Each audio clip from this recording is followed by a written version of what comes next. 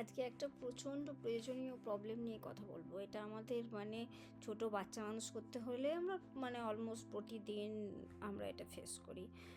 বাচ্চা মারছে, বাচ্চা কামড়াচ্ছে, বাচ্চা কারো কথা শুনছে না, আর আমরা রেগে গিয়ে ক্লান্ত হয়ে গিয়ে চিৎকার করছি। আর আমরা চিৎকার করছি যখন, তখন সে আরও চেঁচাচ্ছে, আরও কাঁদছে। কিন্তু সমস্যাটা কি জানেন? চিৎকার হলে এই সমস্যাটা আরও বাড়ে। কেন কি 2 থেকে 4 বছর বয়সে, অ্যাকচুয়ালি 1.5 বছর বয়স থেকেই মেয়েদের ক্ষেত্রে সব কিছু একটু আগে আগে শুরু হয়। তো মেয়েদের ক্ষেত্রে 1.5 থেকে 5 বছর বয়সের মধ্যেই বাচ্চাদের মস্তিষ্ক পুরোপুরি তৈরি হয় না, ওরা অনুভূতি বোঝে না, ওরা ভাষায় সব কিছু প্রকাশ করতে পারে না। ওদের রাগ, ওদের হতাশা, ওদের ক্লান্তি, ওদের খিদে, তাই ওরা কথা বলে না, ওরা মারে, কামড়ায়, জিনিস ছোড়ে।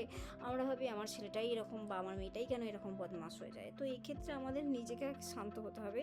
তার কারণ কি, বাচ্চারা আমাদের দেখেই শেখে। আমাদের যখন রাগ হয় আমরা কীরকমভাবে আচরণ করি সেটা দেখে তার যখন রাগ হয় সেও সেরকমভাবে আচরণ করতে হবে। দিয়ে ওর হাতটা ধরে ওকে বলতে হবে, আমি আছি তোমার পাশে, তুমি চিৎকার করো না।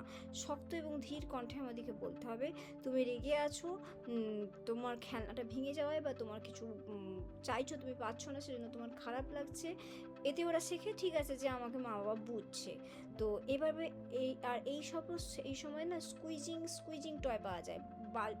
কিংবা ঘরে যদি বালিশ থাকে, ওকে বলতে হবে যে তুমি বালিশে চাপ দাও, দিয়ে তোমার রাগটা বের করো, দিয়ে আমাকে বলো তুমি কাউকে মারবে না কো।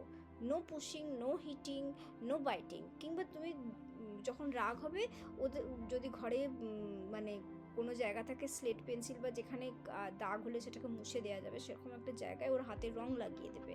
দিয়ে বলবে যখন রাগ হবে, দেয়াল ঠেলতে ইচ্ছা করবে, কাউকে পুশ করতে ইচ্ছা করবে, তখন ওই রং হাতটা নিয়ে দেয়ালে তুমি ছাপ মারো, তোমার হাতের দেয়ালে বা স্লেটে বা যেখানে পড়েছে ছাপটা মুছে দেওয়া যাবে, দিয়ে তুমি তোমার রাগটা বের করো।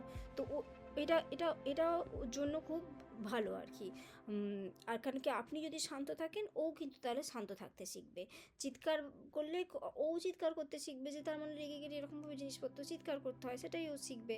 তো এই রাগ বাইটিং হচ্ছে ওর হয়তো তখন দাঁত সুরসুর করছে, তখন গিয়ে একবার তুমি যারা দাঁত ব্রাশ করবে, তুমি কামড়াচ্ছ কেন? তো ভালো করে বুঝিয়ে বলতে হবে। হিটিং, বাইটিং অ্যান্ড পুশিং, যখন মারতে হচ্ছে তখন বলতে হবে হাতগুলো, hands are not for pushing. হাতগুলো সবসময় পুশ করার জন্য নয়। যদি তোমার পুশ করতে ইচ্ছা হয়, থ্রো করতে হয়, জিনিসপত্র ছুঁড়তে ইচ্ছা হয়, তুমি বল, চলো আমরা ক্যাচ খেলি, বল থ্রো করো। পুশ করতে ইচ্ছা হয়, তুমি দেয়ালে হাতে রং লাগিয়ে দেয়ালে ছাপ দাও, দেয়ালটাকে পুশ করো। Hands are not for pushing, হাতগুলো কোনো মানুষকে পুশ করার জন্য নয়, তার আঘাত লাগতে পারে। Hands are not for hitting, তোমার হিট করতে ইচ্ছা হচ্ছে, চলো আমরা ব্যাট নাও, ব্যাট নিয়ে বলকে তুমি হিট করো। You can hit the ball with the bat only, with the tennis bat, with the badminton bat, with the cricket bat, এগুলো নিয়ে তুমি হিট করতে ইচ্ছা হচ্ছে, তুমি হিট করো। আর তোমার বাইটি কেন করছো, তুমি কামড়ে দিচ্ছ কেন, রাগ কেন হচ্ছে? রাগ হচ্ছে, ঠিক আছে, তুমি বালিশে চাপ দাও, দিয়ে তোমার রাগ বের করো। তুমি স্কুইজিং টয় নাও, স্কুইজিং টয় নিয়ে হাতে স্কুইজ করো, দিয়ে তোমার রাগ বের করো।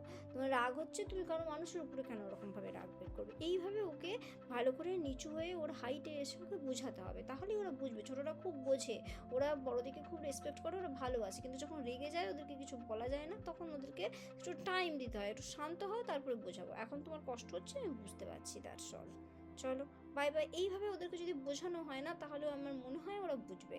তোমরা দেখো, এগুলো ট্রিকগুলো করে এগুলো ফলো করলে ঠিক কাজ হবে। ঠিক আছে, আরও এরকম ভিডিও আমি আনবো।